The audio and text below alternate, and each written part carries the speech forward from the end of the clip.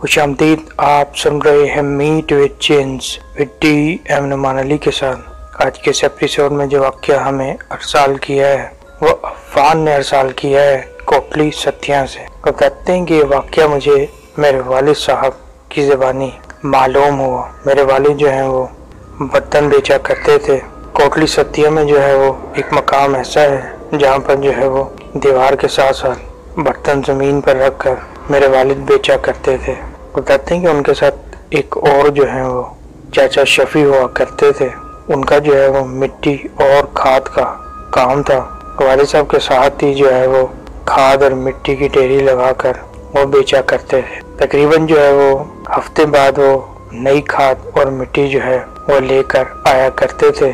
कोटली सत्या से आगे ही कुछ ज़मीनें थी और उनके रिश्तेदार वगैरह थे जहाँ से वो ये खाद और मिट्टी लेकर आया करते थे। बताते हैं कि ये तकरीबन 20 से 22 साल पुराना वाक़या है। उस टाइम जो है वो जगह इतनी डेवलप नहीं थी। आज तो तमाम इलाका जो है वो डेवलप हो चुका है। बताते हैं कि चाचा शफी जो है वालिद साहब ने बताया कि एक दिन उसके साथ एक नहायत डरा देने वाला अजीब व गरीब वाक़या पेश आया, जिसको सुनकर जो है इंसान के दिल की धड़कन रुक जाए और जिस्म के तमाम रोंगटे सुन के खड़े हो जाए। वो बताता है कि मैं जो हूँ वो अज़ान फजर से पहले फजरों के वक्त निकलता था और जो है वो सुबह सादिक अपने गांव पहुँच जाया करता था और वहाँ से जो है वो मिट्टी और खाद लेकर लौट जाया करता था सरे शाम ही।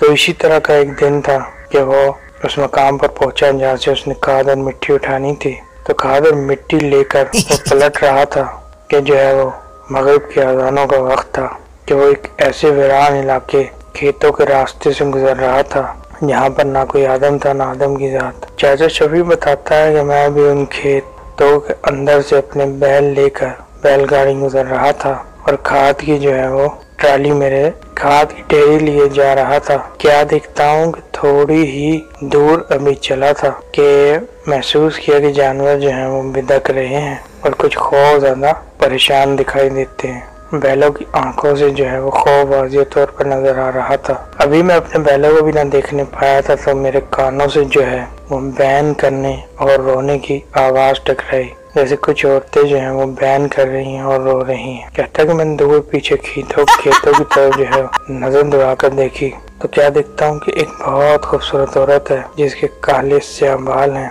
और रंग उसका चौधरी के चांद की तरह चमक रहा है। उसके हुस्न को देखकर एक लम्हे के लिए चाचा शफी मबहूत सा हो गया। औरत नहायत खूबसूरत थी, सुर्ख रंग के जोड़े में और जो है वो जेवरात से लदी फदी थी और रात के उस अंधेरे में उसके जेवर जो हैं वो आँख को चुंधिया रहे थे। ये हल्की हल्की रोशनी थी। चाचा शफी बताता है कि औरत दूर से ही खड़ी जो है वो मुस्कुराकर मेरी तरफ देख रही थी। कहते हैं कि बैल जो हैं उनको संभालना मुश्किल था और बैल जो हैं वो बिदक रहे थे और अभी मैं उस औरत की तरफ से अपनी नजर हटा भी न पाया था कि बैलों ने सर पर दौड़ लगा दी और हवा हो गई। तो चाचा शफी को वो औरत खेतों में ऐसे चलती हुई नजर आई जैसे हवा में तैर रही हो।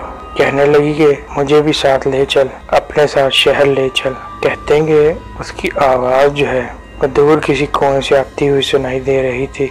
उसमें इतनी हैबत और खौफ था कि मेरा दिल जो है वो बैठने लगा और चाचा शफी ने जो है वो अपने बैलों की जो जोड़ी थी उसको मजीद तेज कर दिया। अब बैल जो है वो सर पर भाग रहे हैं और उनके भागने से पीछे मिट्टी का एक तूफान यानी धूल उठ रही है और औरत उस धूल में कहीं गायब हो गई। थोड़ी दूर जाकर जो है वो चाची ने बैलों को आहिस्ता किया और थोड़ा सुख का सांस लिया तो पीछे से आवाज आई कि अब तो मैं तेरे साथ ही चलूंगी। पीछे क्या देखता है कि खाद की ढेरी पर वही औरत बैठी है, वही जेवरात से लदी फदी, वही खूबसूरत, वही हसीन चेहरा और वो चाचे को देखकर मुस्कुरा रही है। कहते हैं कि बैल एक बार फिर बेकाबू हो गए और जो है अब चाचे के काबू में ना रहे। चाची ने जोर जोर से आयतल कुर्सी पढ़ना शुरू कर दी और देखते ही देखते वो गायब हो गई। लेकिन मुसलसल पायल की छनकार और पाजेब बजने की आवाज आती रही। बैल दौड़ते दौड़ते जो है एक सामने बने हुए कुएं की रहट थी उससे जोर से टकराए कि जख्मी होकर दूर खेतों तक जो है वो बड़ी बुरी तरह चाची की रेड़ी उलट गई। सारी खाद जो है वो खेतों में ही ढह गई। बैल जो है वो बुरी तरह जख्मी हो गए। एक बैल की टांग टूट गई और चाचा भी दूर गिरा और बेहोश हो गया। सुबह जब लोगों ने उसको संभाला और चाचा अपने हवासों में आया तो उसने डरा देने वाला वाक़या बयान किया। बाहर गाँव के कुछ समझदार और बड़े पुरखों ने जैसे तैसे चाचे के बैल ठीक हुए। चाचे को जो है वो वहीं पर रोक लिया गया और फिर गांव से उसके रिश्तेदारों को भी बुला लिया गया। ये वाक़या था जो अफगान के वालिद ने इनको सुनाया। अपने साथ काम करने वाले शफी साहब के साथ बीतने वाला ये वाक़या। अगर आपको ये वाक़या पसंद आया तो इनबॉक्स में कमेंट कीजिएगा और अगर अपना कोई वाक़या शेयर करना चाहते हैं तो मेरे दिए गए व्हाट्सएप नंबर पर अपनी स्टोरी में आकर शेयर कीजिए। इंशाल्लाह मेरे चैनल पर उसको शेयर किया जाएगा। सुनते रहिए मीट विद जिन्स।